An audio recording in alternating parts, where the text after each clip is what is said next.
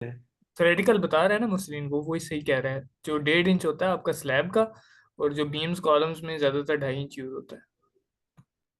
ठीक है, बस यही करते हैं। खबर था पिछली मीटिंग में। हाँ हाँ था। तू स्क्रीन शेयर तो करना, वो चेक तो करें हम सारा खाता चल भी दिए नहीं। सही भाई, आप उसे पूछ लो वो आना ही नहीं आना, क्योंकि वो अभी ऑफलाइन है। चलो मैं पूछता हूँ उससे। कल जब मैंने उसे बताया था कि रिकॉर्डिंग होती है ना, तो फिर वो चिल हो गया, तो कहता अच्छा रिकॉर्डिंग भी होती है, फिर तो फुल इजी सीन है।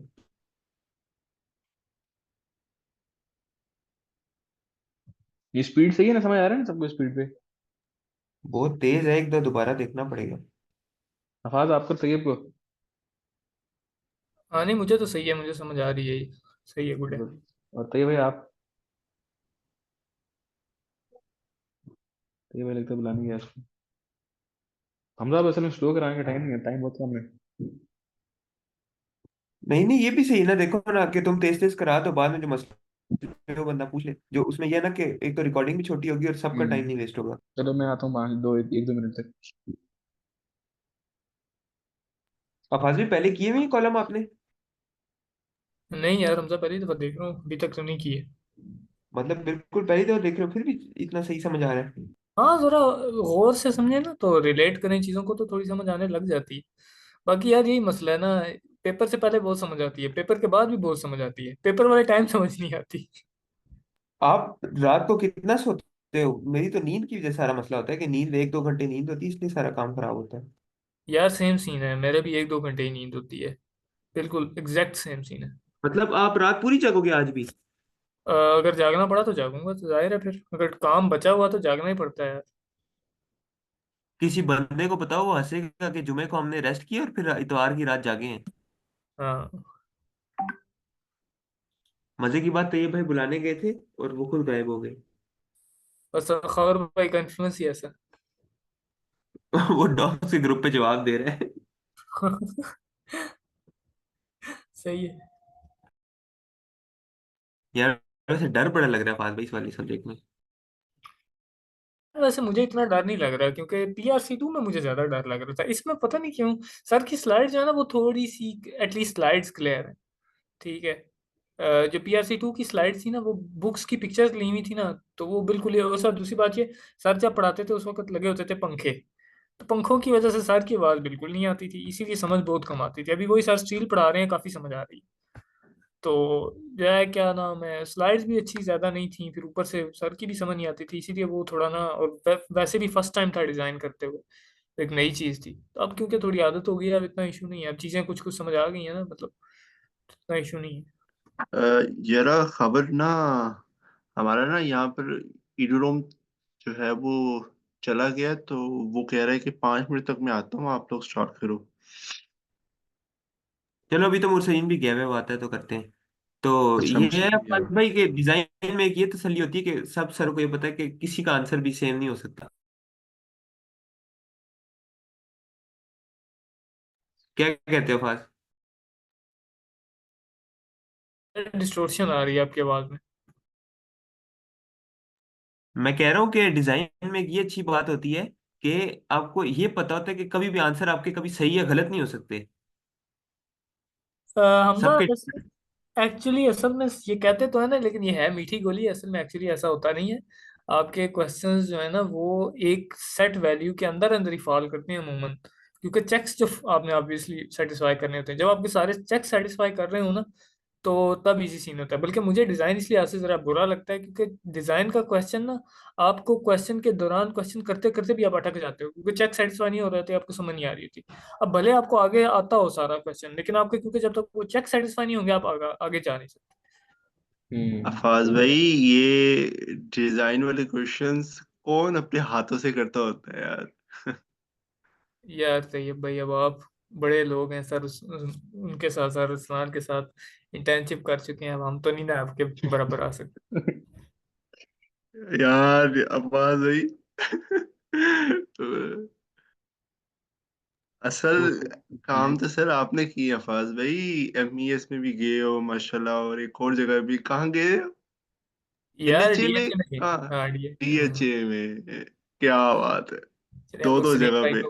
मुसरीन भाई को पढ़ाने दें इससे पहले कि वो उन्हें कहीं और भेज दें। फिर आज यार स्टार्ट करें, किधर थे हम?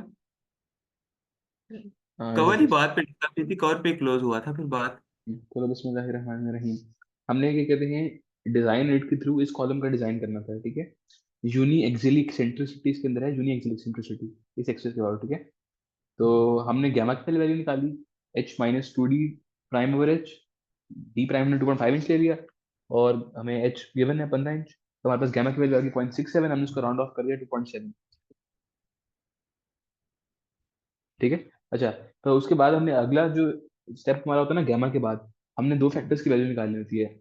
एक के एन की वैल्यू निकालनी होती है, एक आर एन की वैल्यू निकालनी होती है। अब के एन की वैल्यू का फॉर्मूला आपके पास होता है P U over five F C prime B H, और आर एन का फॉर्मूला होता है M U over five F C prime B H square, ठीक है। तो पी यू यहाँ पे जो है ये फैक्टर्ड लोड है, एम यू जो है फैक्टर्ड लोड है, एन जो होता है वो नॉमिनल होता है, और यू जो होता है वो अल्टीमेट होता है, यानी फैक्टर्ड होता है। मेरा ये ख्याल है कि जहाँ भी यू आएगा ना, जितना मुझे लगता है वो फैक्टर्ड ही हुआ करेगा, ठीक है। तो यहाँ पे पी यू की वैल्यू कितनी होगी, 450 किप होगी, और एम यू की वैल्यू कितनी होगी, 80 किप फीट होगी। तो हमने यहाँ पे वैल्यू सारी डाली। अच्छा, फाइव की वैल्यू यहाँ पे 0.65 देंगे, ठीक है। हमारे पास क्योंकि एक ये टाइट कॉलम है तो 0.65 होगा। एक मिनट रुको।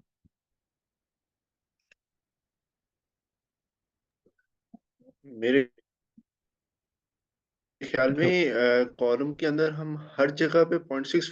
हाँ, वही मैं देखना चाह रहा हूँ, ये वही वाला कंडीशन है या कोई और है, ये वही मैं देखने लग रहा है। तो ये हमेशा 0.65 लेते हैं ना इसमें फिर?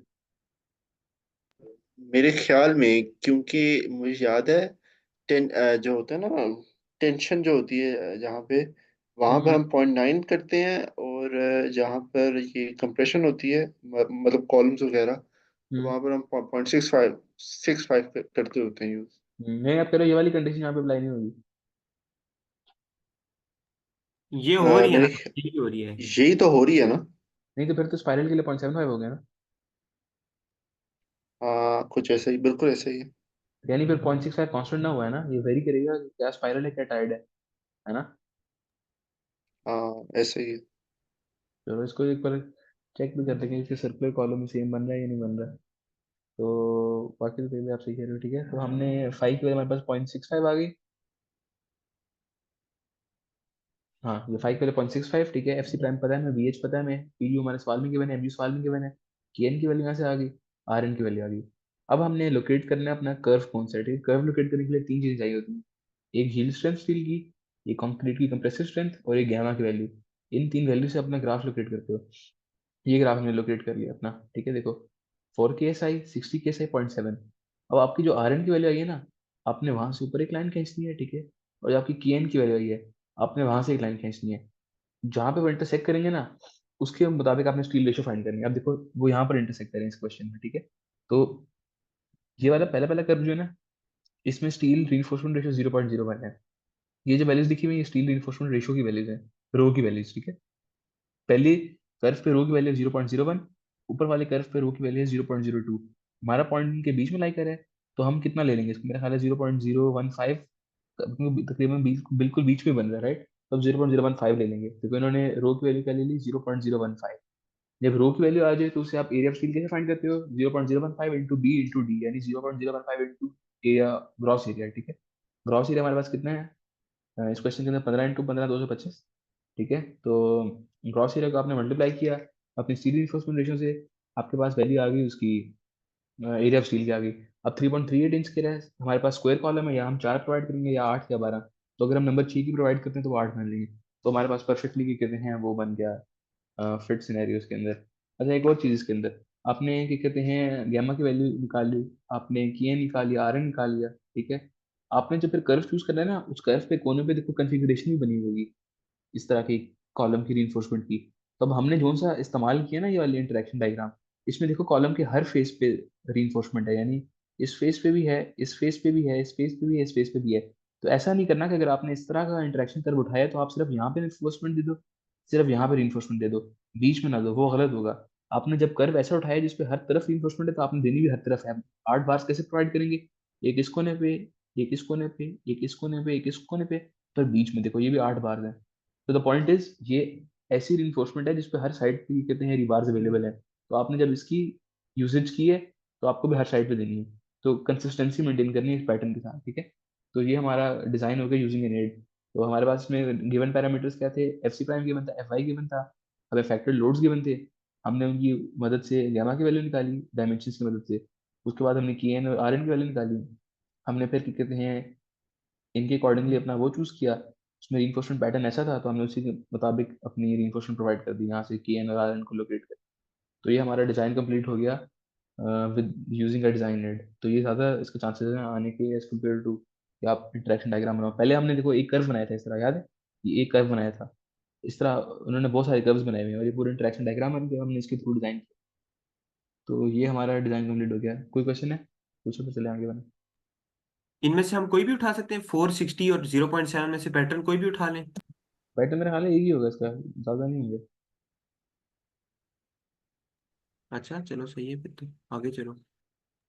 अच्छा ये अ, होगा। मुरसलीन, अगर यारा अगर सेंटर में कॉलम है, लेकिन हम्म। जो कॉलम है, जो बीम है, उसकी स्पैम जो है वो इक्वल नहीं है, तो उसके अंदर भी हम बाय एक्चुअली मतलब इसेंट्रिसिटी वाली की तरफ जाएंगे हम, मतलब अभी जो हमने किया सॉल्व उसी तरह से हम जो है वो करेंगे, या उसको सेंटर की तरह से ही हम जो है वो उसकी करेंगे ट्रीट। आप कह रहे हो कि दोनों साइडों पे स्पैन जगह डिफरेंट है। हाँ, स्पेंस नहीं है, मतलब इक्वल नहीं इक्वल। है ना। तो मेरा जितना ख्याल है उस पर आपके पैर बाइक इजीली बननी चाहिए वो तो लॉजिकली। यूनी एक्सुअल नहीं बनेगी मुझसे। नहीं, स्क्रीन शेयर हो रही है? नहीं। हाँ हाँ, हो रही है हो रही है। क्या नजर आ रहा है इस पे भी? Slide number 67। अच्छा, तो वो भी मेरे ख्याल है बाइक इजीली बनेगा। यूनी एक्सियल नहीं बनेगा। सवाल था क्या दोनों साइडों पे स्पैन डिफरेंट हो, यही सवाल था ना एक। देखो हाँ ना, एक एक बिल्कुल। एक्सिस पे, एक्स एक्सिस पे स्पैन डिफरेंट है, एक वाई पे एक्सिस पे यूनी एक्सिस ही होगा ना अभी के नहीं, लिए, तो मेरे ख्याल में। मेरी बात तो एक्स एक्सिस और वाई एक्सिस दोनों एक्सिस पे दोनों दोनों तरफ के स्पैन डिफरेंट डिफरेंट है या एक साइड पे डिफरेंट है? एक पे एक डिफरेंट है, एक साइड पे पे, नहीं। एक साइड पे डिफरेंट है एक एक्सिस पे डिफरेंट है, और एक एक से एक्सिस पे डिफरेंट और है। एक एक्सिस पे दूसरे एक्सिस पे सेम है। हाँ सेम है। तो फिर तो यूनिक जीरो होगा ना। यूनी अगर होगा, जो अभी हाँ हमने जो सॉल्व की है उसी तरह से हम जो है वो उसे सॉल्व करेंगे, ऐसे ही है ना। हाँ, क्योंकि यूनिक एक्सियल बन रहा है तो टेक्निकली सेंटर की तो तरह से हम उसे हाँ। ट्रीट नहीं करेंगे, ऐसे ही। हाँ, क्योंकि जब स्पैन ही डिफरेंट है तो इसका मतलब है मोमेंट वैल्यू डिफरेंट है, सेल्फ वेट ज्यादा बढ़ गया ना उस साइड पे। तो मेरा नहीं ख्याल आप ये कहते हैं उसको बाइक जेल में चलोगे या कंसेंट्रिक लोगे, यूनिक जेल लोगे। मुझे लगता है ये वाला क्वेश्चन आ सकता है। हाँ यही याद है सेंटर यार, में होगा और यही स्पैन से डिफरेंट सवाल है। होगा। नहीं यार सर, और हमने इसमें हमजा इस तरह का कोई मुश्किल रिजल्ट तो नहीं है अभी तक दिया, तो नहीं उन्होंने अभी तक मुश्किल सवाल। मुझे तो स्ट्रक्चर का। लगता है कॉर्नर वाला देंगे, एक कोई कॉर्नर का दे देंगे। यानी तैयार आप भी देखो ना, ऐसे बंदे वो बात थोड़ी डिफिकल्ट करते हैं लेकिन सवाल इजी देते हैं, मुश्किल नहीं देते वो। हाँ ये तो है, वैसे कोई पता नहीं यार सर का। हम्म, तो ये क्या कहते हैं हमारा था वो डिजाइन रेट से हमने एक यूनी एक्सियल एक्सेंट्रिसिटी वाली का डिजाइन कर लिया, बाइक जेल भी हमारे यहाँ आगे। यूनी एक्सियल समझ आ गई? यारा एक और हाँ। बात, मैं ये फॉर्मूला शीट के साथ साथ ना देख रहा हूँ, हम्म। यहाँ पर फॉर्मूला जो है वो बड़े स्कैटर्ड है, एक फॉर्मूला कहाँ पर है, कहाँ पर है, यार ये यार तो इसका एक क्या गुरु की सीन बात करना है। करनी, इतने स्कैटर्ड हैं कि क्या ही बताऊं, और कुछ तो है ही नहीं। कुछ तो मतलब कुछ है ही भी नहीं, सही बात है। हम्म, तो यार हालात फिर खराब नहीं है इसका मतलब है। अच्छा आगे आ जाओ, क्या कहते हैं बाइक एक्सियल बेंडिंग पे। बाइक एक्सियल बेंडिंग के ना हमारे पास तीन तरीके हैं जो हम इन स्लाइड्स में कवर करेंगे। एक पीसीए अप्रॉक्सीमेट मेथड, एक ब्रेजलर्स रेसिप्रोकल लोड मेथड और एक ब्रेजलर ब्रेजलर लोड काउंटर मेथड, ठीक है। तो पहले पहले हम आते हैं पीसीए अप्रॉक्सीमेट मेथड पे।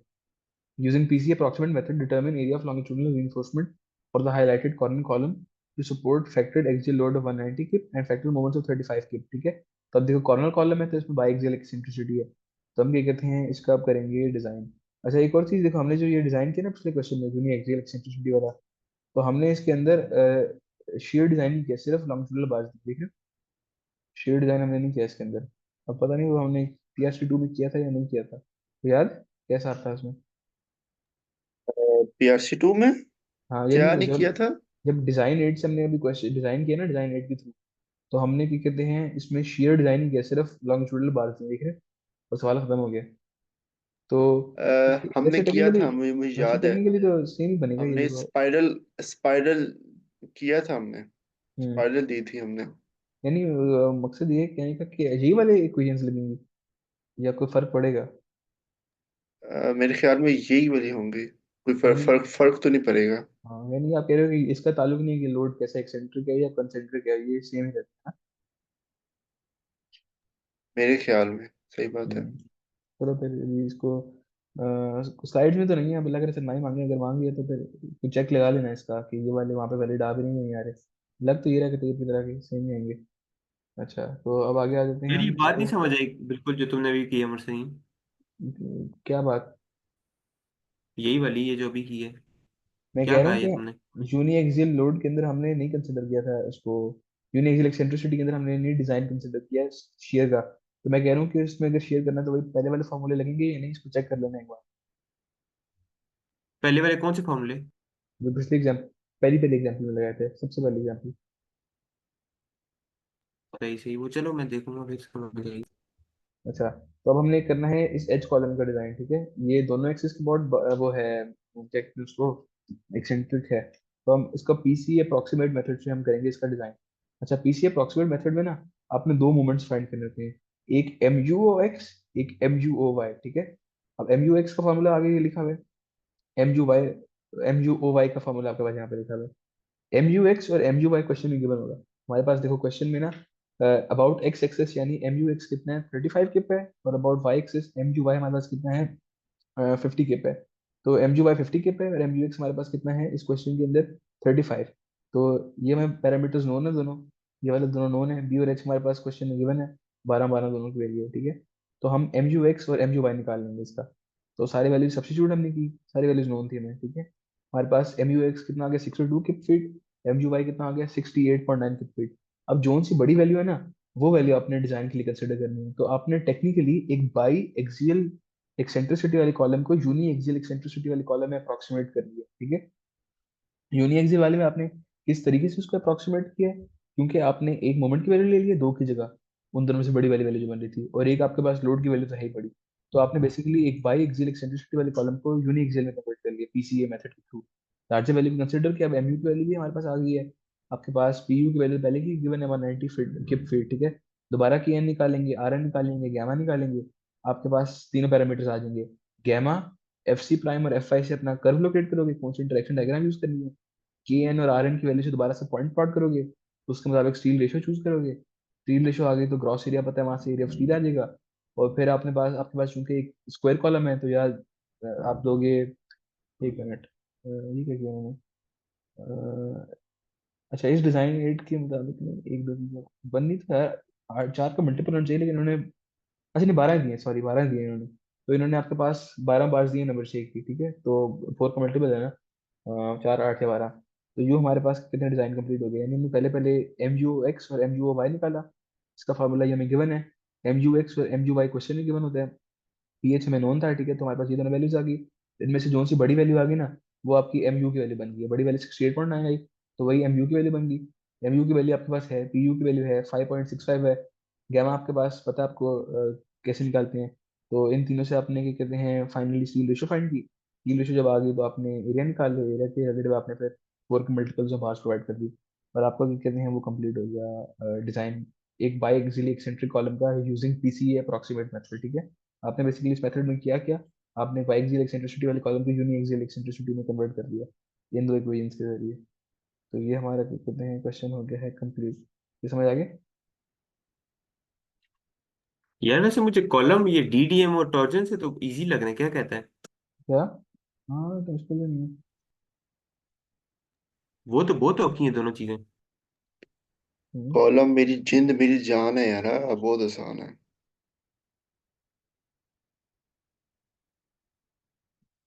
सवाल है, चलें आगे। चलो चलो यार, फिर सवाल बाद में एंड पे तुमसे पूछेंगे। ठीक है, तो ये हमारे पास हो गया पीसी अप्रोक्सीमेट मेथड। अब अगला हमारे पास क्वेश्चन है, अगले हमारे पास दो मेथड्स हैं, रेसिप्रोकल लोड मेथड या लोड कॉन्टोर मेथड। इनमें से कोई एक मेथड लगता है आपका, ठीक है। वो डिपेंड करता है इस कंडीशन पे। आपने अपने कॉलम का ए जी एफ सी प्राइम है 0.1, ये वाली वैल्यू फाइंड करनी है, ठीक है। अगर तो ये वैल्यू आपके पास ज्यादा आ रही है या इक्वल आ रही है, सॉरी, अगर तो वैल्यू कम आ रही है या इक्वल आ रही है पी यू के, तो आपका रेसिप्रोकल लोड मेथड लगेगा। लेकिन अगर ये वाली वैल्यू ज्यादा आ रही है, क्या कहते हैं, पी यू से, तो आपके पास लोड काउंटर मेथड लगेगा। ठीक है, तो इनमें से कोई मेथड लगेगा डिपेंडिंग अपॉन दिस। तो आपने पहले ये चेक लगाना है, उससे पता चलेगा कि कौन सा मेथड इस्तेमाल करना है। तो हम आ जाते हैं अब पहले पहले क्वेश्चन के ऊपर। अच्छा, उन्होंने हमें पहले इस क्वेश्चन में कह दिया कि using reciprocal load method determine area from enforcement for the column, corner column. ठीक है, पी यू पता है, एम यू एक्स पता है, एम यू वाई पता है, एफ सी प्राइम पता है, एफ वाई पता है। फिर भी आप एक बार चेक लगा लोगे कि क्या आपके पास पी एन की वैल्यू, अच्छा यहाँ पे उन्होंने पी यू लिखा हुआ था पहले, ये देखो कंपैरिजन के अंदर पी यू, लेकिन आगे इन्होंने कंपैरिजन जो है ना नॉमिनल कैपेसिटी का किया हुआ है। ये देखो, ये पहले नॉमिनल कैपेसिटी निकाली है पी यू को 5 से डिवाइड करके। पी यू की वैल्यू कितनी थी, 185 थी। उससे पी एन निकाला, 284.62 आ गया।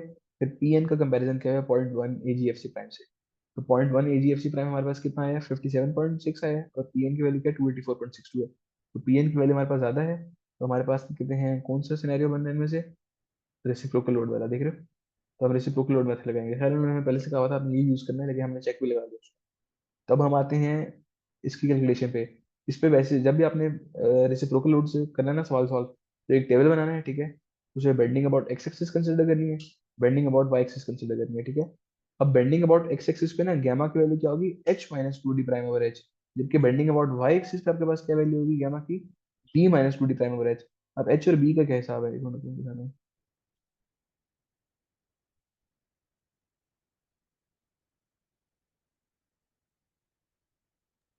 एक बात तो बताओ, क्या, अगर उन्होंने कोई मेथड कहा हुआ और एप्लीकेबल एप्लीकेबल ना हुआ फिर? ऐसा क्यों कहेंगे यार, सर है यार, हम लोग क्यों ऐसे समझ रहे हैं कि वैसा सवाल नहीं। नहीं, देखना, इसमें हमने चेक लगाया एप्लीकेबिलिटी ऑफ मेथड, तो उसका कोई मकसद होगा ना, या एम ही लगा दिया है। नहीं तो सर ऐसे सवाल लेंगे ना जिसका एप्लीकेबल बन रहा हो। अव्वल तो सर चलो देंगे कि सही। कौन सा मेथड लगाना है, क्योंकि वो कहेंगे ना, को पता होना चाहिए। तो मैं वही, हाँ ये भी बात सही है। ठीक है, तो एच आपके पास डेप्थ होती है जो ज्यादा वाली डायमेंशन है, और बी जो आपके पास छोटी डायमेंशन होती है वो होती है, बी विड्थ है, और एच आपके पास डेप्थ है जो ग्रेटर डायमेंशन है। ठीक है, तो ग्रेटर डायमेंशन जो आपके पास है, देखो ये वाई एक्सिस के पैरेलल बन रही है इस केस में, और एक्स एक्सिस के पैरेलल छोटी डायमेंशन होती है। अब आपने अपने इस एग्जांपल के अंदर ये देखो, ये भी आप लेबल हुआ है एच आपके यार पास, क्या। यार ये ऐसे नहीं होता कि जो नीचे वाला है, जो क्या कहते हैं एक्स एक्सिस के पैरेलल है, वो बी, और ऊपर वाला एच, इस तरह नहीं होता था ये तो? नहीं देखो, एक्स एक्सिस के पैरेलल यहाँ पे एच है। तो ये तो उल्टा नहीं कर दी, जब बी एच क्यूब और 12 हम करते थे तो उल्टा करते थे इसके। बीएच की मॉडल पर दूसरा हिसाब होता है ना, उसमें तो जोन सी quantity perpendicular to the axis बन रही होती है, उसका क्यूब होता है, वो तो बिल्कुल डिफरेंट चीज है। उसे छोड़ते भाई, यहाँ अभी पे जो आप बड़ा होगा वो बी होगा। अभी बस ऐसे समझ लो कि एक्स एक्सिस के जो पैरेलल है वो एच है, और जो वाई एक्सिस के पैरेलल है वो वाई है, वो बी है। ठीक है, इस सवाल की हद तक ठीक हो गया। नहीं, जो बड़ा होगा वो एच होता है, बी होता है? क्या, जो बड़ा होगा वो एच है या बी है? बड़े छोटे को छोड़ो, एक्स एक्सिस के जो पैरेलल है वो एच है, वाई एक्सिस के पैरेलल जो है वो बी है। इस एग्जांपल, इस फिगर हमेशा? में देखो। मुझे नहीं पता भाई, इस फिगर में देख लीजिए बना हुआ है।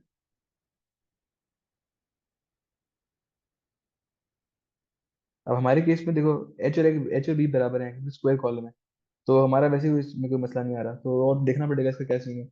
लेकिन बहरहाल इसे देखिए, फिगर से देखिए, ये समझ आ रहा है कि जो इन्होंने ली है उसके पैरेलल एक्स एक्सिस को एच है, और जो वाई एक्सिस के पैरेलल लिया है वो है आपके पास बी, उसकी डायमेंशन। तो H minus two B H, आपने गैमा की वैल्यू निकाली यहाँ से, गैमा की वैल्यू निकाली यहाँ से, क्योंकि स्क्वायर कॉलम था तो दोनों की वैल्यूज इक्वल आएंगे, 0.6 ठीक है। अगली टर्म आपने निकालनी है E Y over B X axis के लिए, यानी एक्स एक्सिस के जो परपेंडिकुलर आपके पास बन रही है ना डायरेक्शन, ये देखो एक्सिस से परपेंडिकुलर बन गई ये वाली डायरेक्शन, तो वो नीचे रखनी है आपने। ठीक है बी, और आपने जब वाई एक्सिस की अबाउट बेंडिंग निकालनी है, तो वाई एक्सिस के नीचे आपके पास कौन सी बन रही है डायमेंशन परपेंडिकुलर उसके, एच।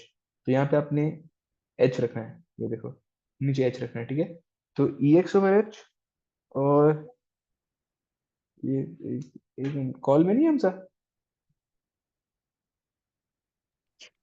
कॉल में तो है। ये उसकी कॉल आ रही है मुझे। नहीं, अब चला गया, अब चला गया।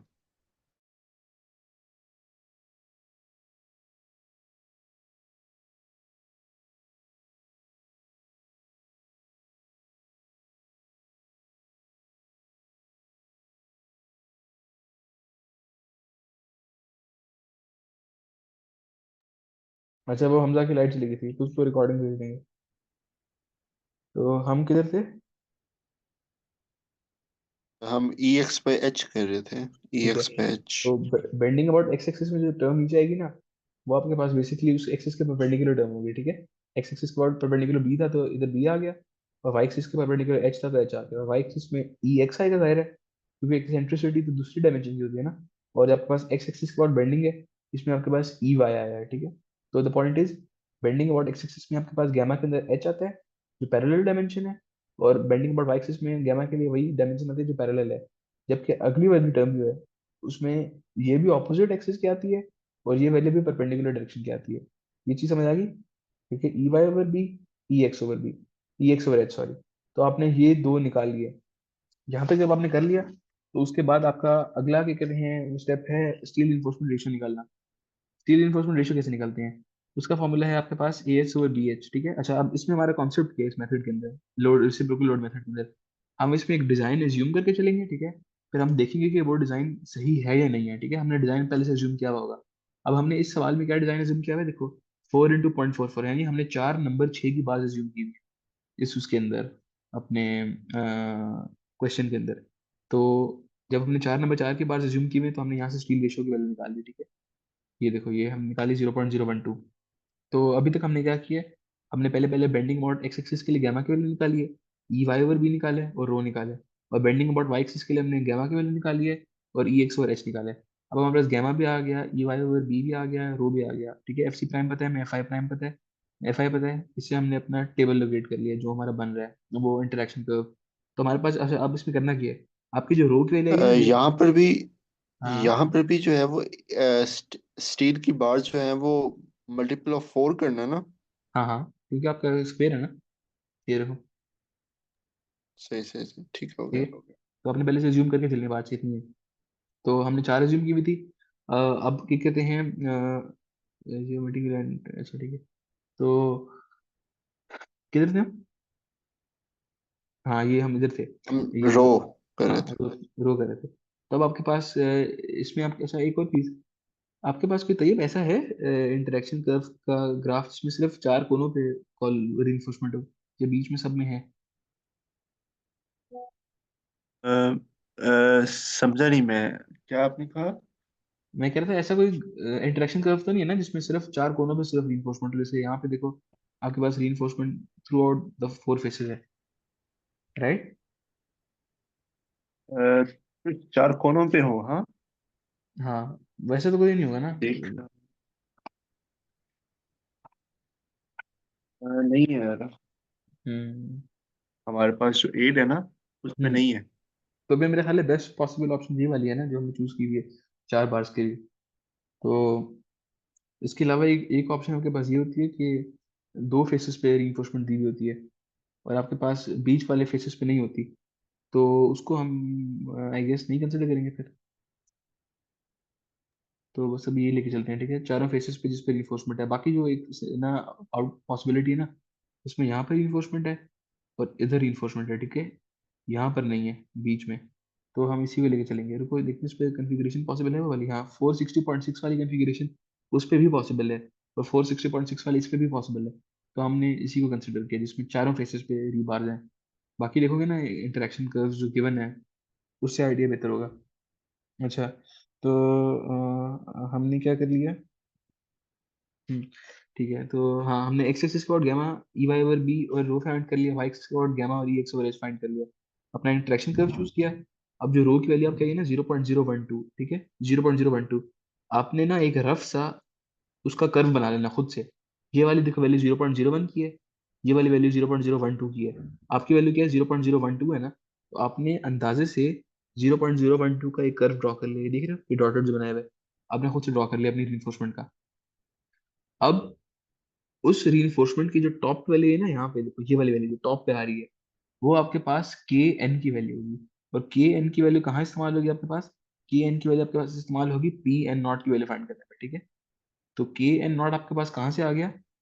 के एन नॉट आपके पास आ गया, आपने जो अपना कर्व बनाया है उसका जो इस एक्सिस पे इंटरसेप्ट बन रहा है, ठीक है, वो वैल्यू आपके पास आ गई के एन की वैल्यू। अब आपके पास दो और वैल्यूज आपको रिक्वायर्ड है, एक के एन प्राइम रिक्वायर्ड है और एक के एन डबल प्राइम रिक्वायर्ड है। अब के एन प्राइम और के एन डबल प्राइम कैसे फाइंड करना है? के एन हमने फाइंड कर लिया, हमारे पास देखो यहाँ पे कितना बनना है 10 से 1.09 की तो खैर करीब नहीं बनना, लेकिन इन्होंने 1.09 लिया है, तो वो तो जो वैल्यू आपको ग्राफ से लग रही होगी ना वही चूज करनी है, ठीक है। तो आपके पास के एन आ गया। अब के एन जब आ गया तो पी एन नॉट का फॉर्मूला उसके बाद होता है K N A G F prime C. अब पी एन नॉट वगैरह है कि नहीं, एक बार ये भी दिखा देता हूँ आपको। हमारे पास ना रेसिप्रोकल लोड मेथड में देखो ये फॉर्मूला है, 1/pn is equal to 1/pn x nought plus 1/pn y nought plus 1/p इसका वो है p नॉट, ठीक है। तो हमने ये तीनों फाइंड करने होते हैं, इससे हमारे पास ये pn की वैल्यू रहती है, फिर हम इसको फैक्टर करते हैं तो हमारे पास वो अपनी कैपेसिटी बन जाती है। तो हमने बेसिकली ये तीन पैरामीटर्स फाइंड करने हैं, pn x naught, pn y naught और p naught. pn x naught का फॉर्मूला हमारे पास होता है K N prime A G F prime C. P N Y naught का फॉर्मूला होता है K N double prime A G F prime C. और जो सादा पी नॉट लिखा हुआ है या पी एन नॉट जो भी कहो उसे, उसका फॉर्मूला हमारे पास क्या है, K N A G F prime C, ठीक है, K N A G F prime C. तो के एन आपके पास ये टॉप वैल्यू होती है ये वाली, ठीक है। अब हम फाइंड करते हैं के एन और के एन प्राइम। अब के एन प्राइम क्या होता है? के एन प्राइम आपके पास होता है, आपने देखो यहाँ पर फाइंड की थी ई वाई ओवर बी की वैल्यू, ऐसा है कि नहीं? और हमारे पास क्या आई थी, 0.16 आई थी। तो हम क्या करेंगे, अच्छा जो ये कॉलम इंटरेक्शन कर्व्स है ना, यहाँ पे आपको एक तो स्टील रिइंफोर्समेंट रेशियो के कर्व्स दिए हुए हैं ये सारे 0.02 0.03, और आपको ई ओवर एच के कर्व्स दिए हुए हैं। देखो यहाँ पे ई ओवर एच का कर्व कितना है, ई ओवर एच की वैल्यू 0.1 है, यहाँ पे ई ओवर एच की वैल्यू 0.2 है, इधर ई ओवर एच की वैल्यू 0.3 है, इधर 0.5 है। तो हमारी ई ओवर जो डायमेंशन बन रही है उसकी वैल्यू क्या आ रही है, 0.16 आ रही है, राइट। तो हम 0.16 का खुद से एक लाइन लगा लेंगे, ये 0.20 है, ये 0.1 है, 0.16 के यहीं पे लाई करेगा, राइट। तो हमने उसका एक ओरिजिन से लाइन ड्रॉ कर दी, स्ट्रेट लाइन।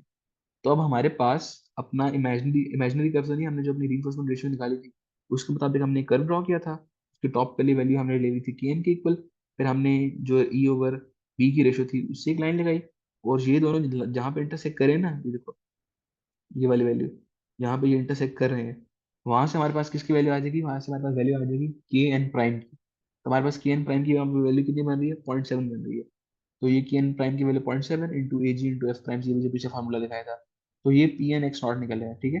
तो पी एन एक्स नॉट के लिए आपने क्या क्या चीज निकालनी है, ई वाई ओवर बी इस्तेमाल करना है, ठीक है। ये ई वाई ओवर बी की आपने स्ट्रेट लाइन लगानी है, इसको अपने कर्व से इंटरसेक्ट करवाना है, जहां पे आपके पास पॉइंट में इंटरसेक्शन आएगा उसकी कॉरेस्पॉन्डिंग वैल्यू आपके पास के एन प्राइम की वैल्यू होगी। जब के एन प्राइम की वैल्यू आ गई आपके पास, तो आपने पी एन एक्स नॉट इस फॉर्मूले से फाइंड कर लेना है, K N prime A ji into F prime सी। ये समझ आ गए? इसमें कोई सवाल है तो पूछ लो। नहीं नहीं। आगे समझ? हाँ बिल्कुल। ठीक है, तो हमने ये फाइंड कर लिया। अच्छा अब अगला स्टेप हमारे हमारे के एन डबल प्राइम फाइंड करने हैं। अब के एन डबल प्राइम कैसे फाइंड करने हैं? के एन डबल प्राइम फाइंड करने के लिए आपने कर्व तो आपने बनाया हुआ था पहले से स्टील रिइंफोर्समेंट रेशियो का। अब आपने ई ओवर ई एक्स ओवर एच को भी कहते हैं एक लाइन लगानी है उसकी स्ट्रेट। हमने पहले 0.16 लाइन लगाई थी ई वाई ओवर बी, अब हम लगाएंगे 0.18 की लाइन, ठीक है।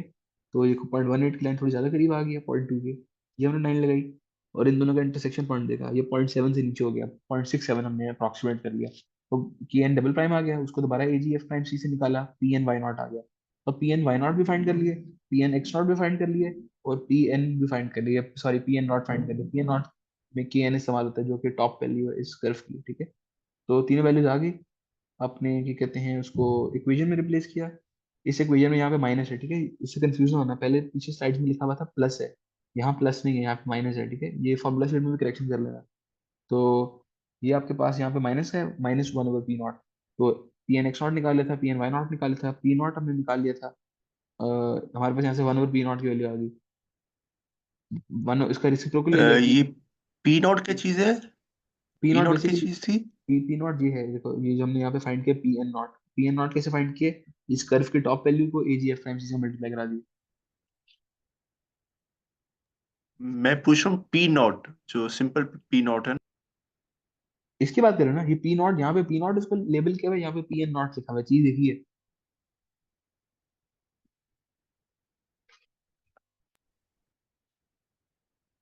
आइए समझ तो ये, अगर आप हाँ समझ डेफिनेशन गया, पूछ रहे ठीक हो हो, गया। डेफिनेशन पूछ रहे हो तो देखो ये लिखी हुई है एंड पे, nominal capacity for concentrically loaded column, ठीक है। ठीक हो गया। अच्छा तो ये हमारे पास एंड पे पी एन की वैल्यू आ गई 287.43 के, इसको फैक्टर किया 0.65 का, तो 287.43 हमारे पास, सॉरी 186.82 की हमारे पास आ गई इस कॉलम की कैपेसिटी। हमारा कॉलम था क्या, हमने लिया था 12 × 12 का, ठीक है, और हमने उसके चारों कोनों पे नंबर 6 की बार दी हुई थी, याद है हमने ये डिजाइन किया था, नंबर 6 की बार चारों कोनों पे दी हुई थी। और एंड में पता चला कि हमारा डिजाइन जो है उसकी कैपेसिटी डिमांड से ज्यादा आ रही है, मार्जिनली ज्यादा आ रही है लेकिन ज्यादा तो आ रही है ना, हमारा डिजाइन हो गया है। तो यूं हमने इस मेथड से अपना प्रिलिमिनरी डिजाइन चेक कर लिया कि वो सही है या नहीं, एक बाइक्सिली लोडेड कॉलम के लिए। तो ये हमारे पास था रेसिप्रोकल लोड मेथड। आगे समझ।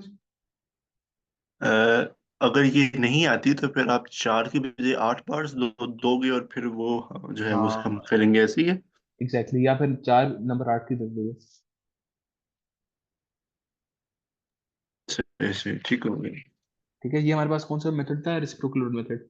अब हमारे पास रह गया लोड कॉन्टूर मेथड, ठीक है। तो ये मीटिंग भी एंड होने वाली है, फिर दोबारा शुरू करते हैं, हमजा भी देर में आ जाएगा, तो ये 15-20 मिनट तक स्टार्ट करते हैं, सही है। चलो इंशाल्लाह। ओके। ओके, अफाज आपको समझ आ गई कोई क्वेश्चन वगैरह। समझ आ गया यार, बेहतरीन ठीक है। है, अच्छा, मैंने चलो। ना जहाँ से हमजा गया है ना वहाँ से आगे मैंने अपने मोबाइल पे रिकॉर्डिंग शुरू कर दी थी। गुड हो तो गया, गुड हो गया। अगर किसी को ज़रूरत हुई ना, तो हम्म, वो है तो अब जाहिर है उसके रेजोल्यूशन अच्छी नहीं है या जो भी शोर वगैरह आया होगा, लेकिन कुछ ना कुछ जो है ना वो बन गया। हाँ, तो सही हो किसी गया, को सही हो ज़रूरत गया। हुई तो फिर वो उससे कर ले, ठीक है। ठीक है, चलो 15-20 मिनट तक हमजा स्टार्ट खालिद करते भी हैं। आ गया है। हमजा हाँ खालिद ये। आ गया भाई। चलो सही है, कुछ दिनों में स्टार्ट करते हैं, ओके बॉयज। ये मीटिंग एंड हो रही है। ओके या अगर, मुस्लिम, या अल्लाह अगर हमजा भी हाफिज़। आ गए तो बेसिक अभी स्टार्ट कर लो, उसके मीटिंग तो अलाउड होगी, देख लो जैसे बेहतर लगे, बता दो। चलो इंशाल्लाह। अभी करना है या 15 मिनट बाद करना है। चलो आप थोड़ी देर पानी शानी पी लो। चलो ठीक है, 15 मिनट तक ही करते हैं, ओके। चलो अल्लाह फिर। हाफिज़।